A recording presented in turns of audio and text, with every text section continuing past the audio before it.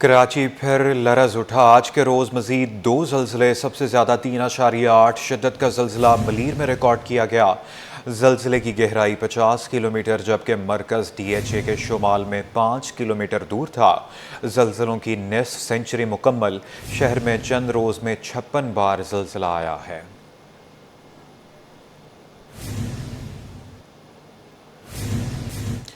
Inspector general jail خانہ جات سندھ فدا حسین مستوئی نے آج سینٹرل جیل کراچی کا دورہ کیا، جہاں انہوں نے جیل کی مجموعی سیکیورٹی، صفائی، نظم و ضبط اور قیدیوں کے لیے موجودہ سہولیات کا تفصیلی جائزہ لیا ہے۔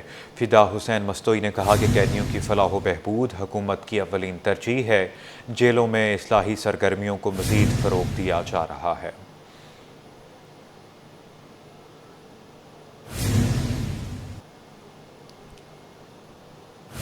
کہ ماحولیاتی بہتری اور موسمیاتی تبدیلیوں کے چیلنجز سے نمٹنے کے لیے میئر کراچی کی جانب سے شہر بھر میں شجرکاری مہم جاری ہے۔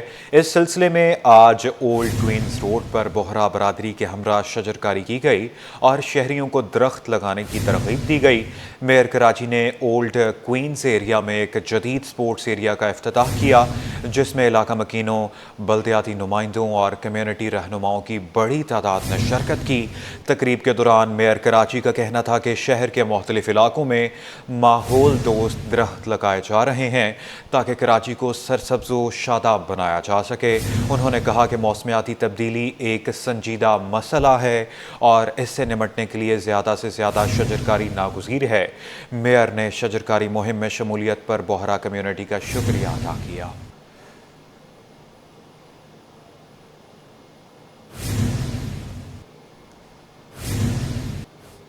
ایران اسرائیل کشیدگی کے اثرات پاکستان تک پہنچ گئے۔ LPG کی قیمت میں 90 روپے فی کلو اضافہ ہوا، نئی قیمت 330 روپے فی کلو تک جا پہنچی۔ شہریوں نے تشویش کا اظہار کرتے ہوئے حکومت سے فوری درآمدی اقدامات کا مطالبہ کر دیا۔ کاوش میمن کی رپورٹ میں جانیے۔ ایران اسرائیل کشیدگی کے پاکستان پر معاشی اثرات۔ پاکستان میں LPG کی قیمت میں ہوش ربا اضافہ، فی کلو 90 روپے مہنگی ہو کر 330 روپے پر پہنچ گئی۔ شہریوں کا کہنا ہے کہ LPG غریب عوام کا ایندھن ہے اور اس قدر اضافے سے روزمرہ زندگی مزید مہنگی ہو گئی ہے۔ حکومت فوری طور پر اضافی LPG درآمد کرنے کے لیے اقدامات کرے۔ مہنگی ہو گئی ہے ہوٹلوں والوں کے لیے اور جیسے کہ غریب گھرانوں کے لیے بہت سے مشکلات کا سامنا ہے۔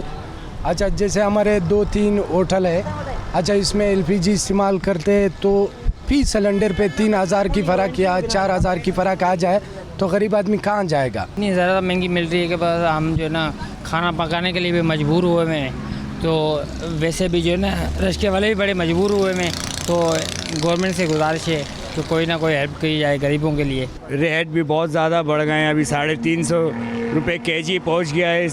اس سے زیادہ کیا ہوگا؟ غریب عوام جو گھروں میں گیس نہیں ہے وہ سلنڈر بھرواتے ہیں، بڑا مشکل ہو جاتا ہے ان کا گزارا۔ LPG کی قیمت میں ہوش ربا اضافہ غریب عوام کے لیے بڑا جھٹکا ہے۔ اگر بروقت اقدامات نہ کیے گئے تو سردیوں میں صورتحال مزید سنگین ہو سکتی ہے۔ کیمرہ مین قمر عابدی کے ساتھ کاوش میمن، سٹی 21۔ چنگچی رکشوں پر پابندی کے خلاف آل کراچی آٹو رکشہ ویلفیئر ایسوسی ایشن نے بھوک ہڑتال کا اعلان کر دیا۔ یونین کا مطالبہ ہے کہ شہر کی 20 شاہراہوں پر عائد پابندی ختم کی جائے۔ بتاتے چلیں کہ یہ مطالبہ ظاہر کیا گیا ہے یونین کی جانب سے۔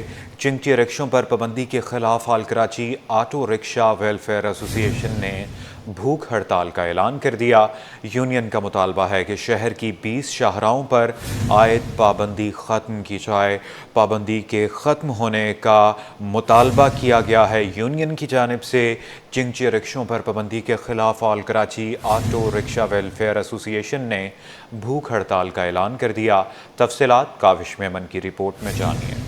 چنگچی رکشوں پر پابندی نامنظور، معاشی قتل بند کیا جائے۔ رکشہ ڈرائیورز پابندی کے خلاف سراپا احتجاج، مطالبات کی منظوری تک بھوک ہڑتال کا اعلان۔ کراچی میں حالیہ مہینوں میں ٹریفک کے مسائل اور انفراسٹرکچر کی بہتری کے نام پر چنگچی رکشوں پر پابندی عائد کی گئی ہے، تاہم یہ فیصلہ ہزاروں رکشہ ڈرائیورز اور ان کے خاندانوں کے روزگار کو متاثر کر رہا ہے۔ ایسوسی ایشن کے صدر عمران زیدی نے کہا کہ حکومت ہمارے ساتھ ناانصافی کر رہی ہے، ڈرائیورز کو چالان، FIR اور گرفتاریوں کا سامنا ہے، جس سے ان کا روزگار بری طرح متاثر ہو رہا ہے۔ پابندی کے خلاف بھوک ہڑتال کریں گے۔ ہم آپ کے ساتھ یونین بحثیت یونین بھرپور کردار ادا کرنے کے لیے تیار ہیں، لیکن کوئی سنوائی نہیں ہوئی ہماری۔ اس کے بعد ہمارے ڈرائیوروں کے 26 ہزار روپے کے چالان کیے گئے، ان کی FIRیں کاٹی گئیں۔ پچھلے 2 مہینے میں اب تک تقریباً 700-800 ایک لارج فیگر ہے۔ غریب رکشہ ڈرائیور مزدور، اس کی 188 کی 341 کی FIR کر کے انہیں کرمنل ریکارڈ ان کا بنا دیا گیا۔ اس کے بعد ان کے 26 ہزار روپے کے چالان کیے گئے اور ان کی گاڑیوں کو ڈیٹین کر کے ضبط کر لیا گیا۔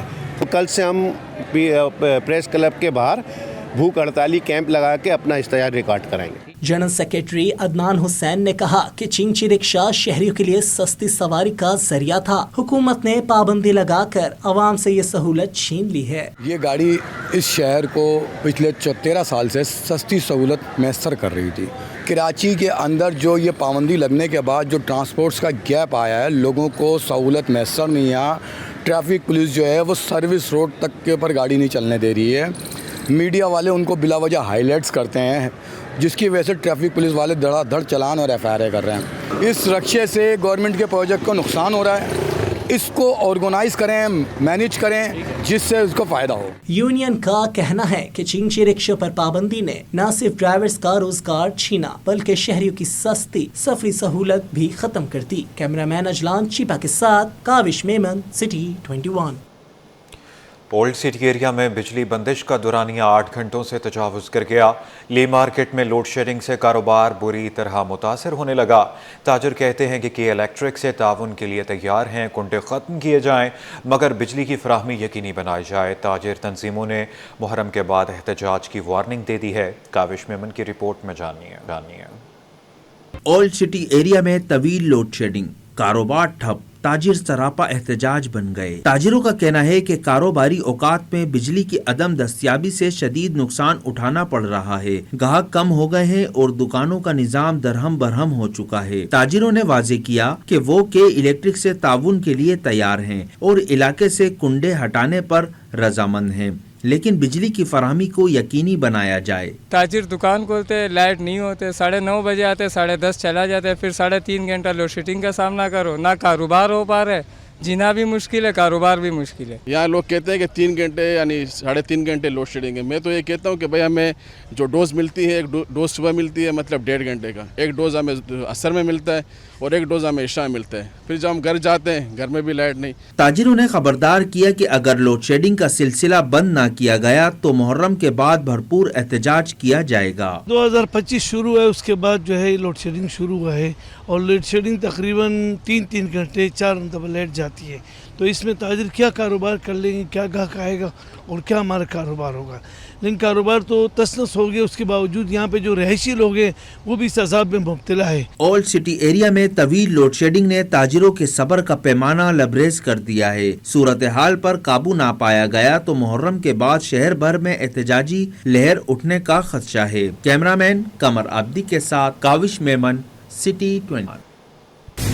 الخدمت بنو قابل پروگرام کے تحت تربیت حاصل کرنے والے 4000 طلبہ کی گریجویشن سیریمنی کراچی میں منعقد ہوئی، جس میں جماعت اسلامی کراچی کے امیر مونم ظفر نے شرکت کی۔ اقصی شاہد کی رپورٹ میں جانیے۔ نوجوانوں کو بااعتماد باصلاحیت بنانے کا مشن الخدمت بنو پروگرام کے تحت 4000 طلبہ کی گریجویشن تقریب، 55 سے زائد مراکز سے 50,000 طلبہ پاس آؤٹ۔ بنو قابل پروگرام کے تحت اب تک 50,000 سے زائد طلبہ انفارمیشن ٹیکنالوجی کی تربیت حاصل کر چکے ہیں۔ شہر کی 55 سے زائد مراکز میں نوجوان جدید IT اسکل سیکھ کر خود مختار بن رہے ہیں۔ تقریب میں امیر جماعت اسلامی کراچی مونم ظفر نے شرکت کی۔ امیر جماعت اسلامی کراچی مونم ظفر کا کہنا تھا، بنو قابل پروگرام امید سے یقین تک کا سفر ہے۔ یہ انفارمیشن ٹیکنالوجی کا دور ہے، IT سے کامیاب ہونے والے طلبہ فری لانسر بن جاتے ہیں۔ بنو قابل پروگرام جس طرح اس کا یہاں تعارف کرایا گیا، امید سے یقین تک کا سفر ہے، اور آج سے 2.5 سال قبل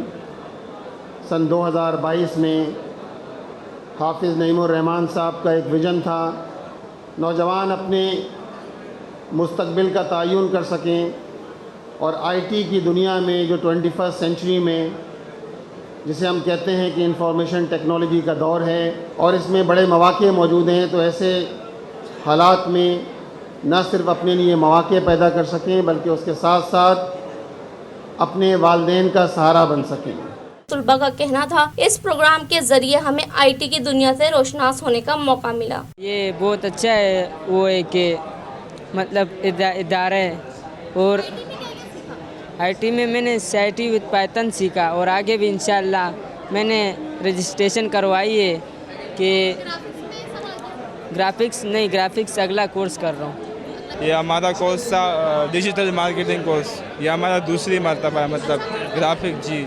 اب اس کے بعد آگے بھی کوشش کر رہے ہیں کہ آگے بھی کریں۔ تو بہت اچھا ادارہ ہے، ہم نے جو ہے نا اس میں ڈیجیٹل مارکیٹنگ اور جو ہے نا گرافک ڈیزائننگ سیکھا ہے۔ مونم ظفر کا مزید کہنا تھا ایران پر امریکی حملے کی جتنی مذمت کی جائے کم ہے۔ اسرائیل نے بمباری کی اور جس کے نتیجے میں ہزاروں کی تعداد میں ہمارے بچے، ہماری خواتین بہنیں شہید ہوئیں، اور اسرائیل کی دہشت گردی کی پشت پناہی امریکہ کر رہا ہے۔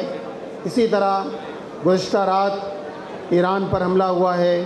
ظاہری بات ہے اس بات کی مذمت کی جائے گی کہ ایک ریاست پر حملہ کیا جائے۔ جماعت اسلامی اور امیر جماعت اسلامی پوری مسلم امہ کو یکجا کرنے میں اپنا کردار نبھا رہے ہیں۔ ضرورت اس امر کی ہے کہ جماعت اسلامی کے ساتھ دیا جائے اور وقت کے ساتھ قدم سے قدم ملا کر چلا جائے۔ کیمرمین فرحان عابد کے ساتھ اقصی شاہد 21۔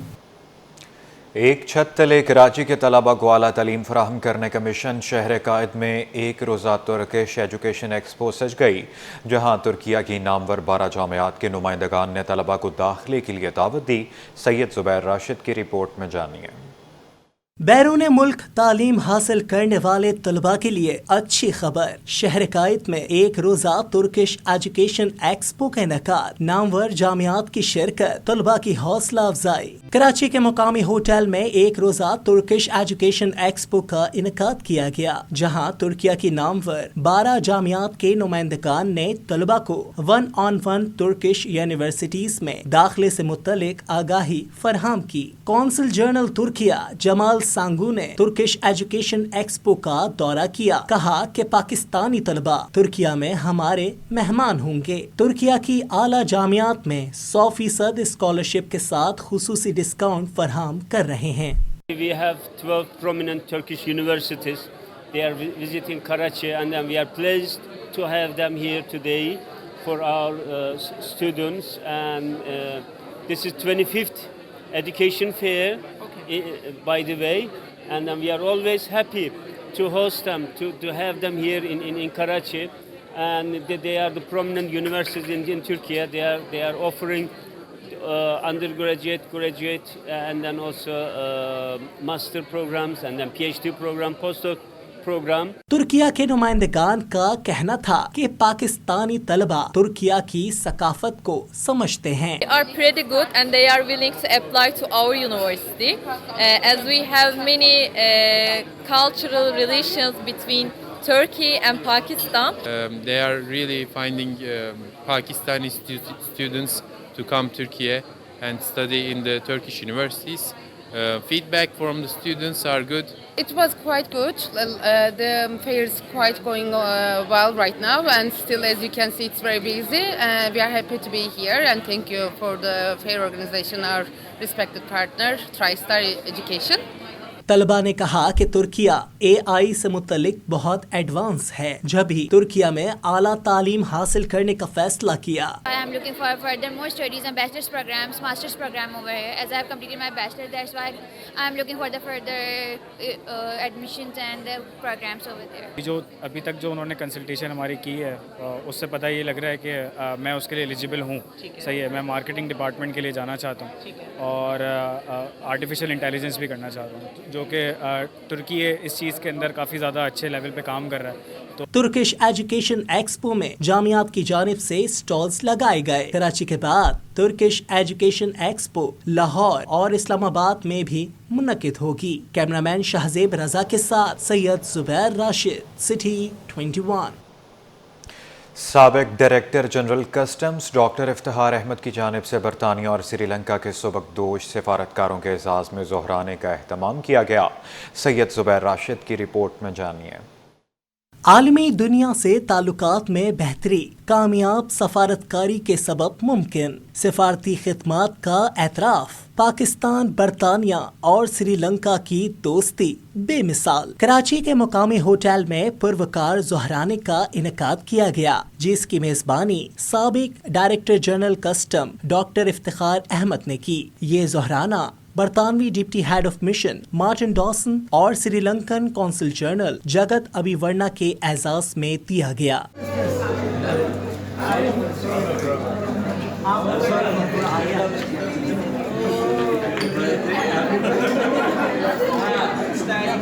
تقریب کی منتظم صبا افتخار نے بتایا کہ ظہرانے کا مقصد بہترین سفارتکاری کو سراہنا تھا۔ انہوں نے بتایا سفارتکار ہمارے مہمان ہیں۔ ہم لوگ جو ہے بہت وارم ویلکم کرتے ہیں اپنے جو گیسٹ کو جو ہوتا ہے، اور جیسے یو اے ای کی جو سی جی ہیں بقیت صاحب جو ہیں وہ جسٹ لائک مائی برادر، تو سارے سی جیز کے ساتھ الحمدللہ میں اور میرے ہسبینڈ کا تعلق بالکل ایسا ہی جیسے بھی آ فیملی نا، تو ظاہر جب وہ اتنا عرصہ وہ رہتے ہیں 3 سال 3.5 سال، اور پھر جب وہ جاتے ہیں تو ظاہر پھر ہم ان کی اس کو مس کریں گے۔ برطانوی deputy head of mission Martin Dawson اور Sri Lankan consul general Jagath Abeywarna نے الوداعی ظہرانے کے اہتمام پر افتخار احمد سے اظہار تشکر کیا۔ کہا کراچی کے لوگ دل اور یادوں میں نمایاں مقام رکھتے ہیں۔ We have a very excellent relationship between Sri Lanka and Pakistan, and all Sri Lankans, we love Pakistan people,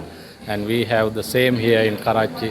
So I think we have to do more to upgrade this relationship to the next level. It's so nice to see all my friends and my colleagues from the diplomatic community and have a lunch with them, but obviously they've very kindly come together for me to say goodbye, and we've had a few goodbyes this week.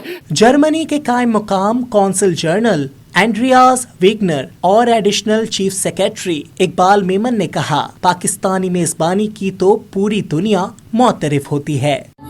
Well, actually there's a farewell event, and I'm actually sorry to seeing two friends leaving, and I think it is very important that we are all getting together and at least bid to them a good farewell and good luck for the future. In Karachi, to say goodbye to our friends who are leaving Pakistan for their countries. Quite many diplomatic community members are posting out from Karachi. This is a tradition in Karachi that the business community, the officers, they give them farewells. It's a good thing. تقریب میں Oman کے سمی عبداللہ، ترکیہ کے جمال سانگو اور مراکش کے اعزازی council generals نے بھی شرکت کی۔ کیمرہ مین شہزیب رضا کے ساتھ سید زبیر راشد، سٹی 21۔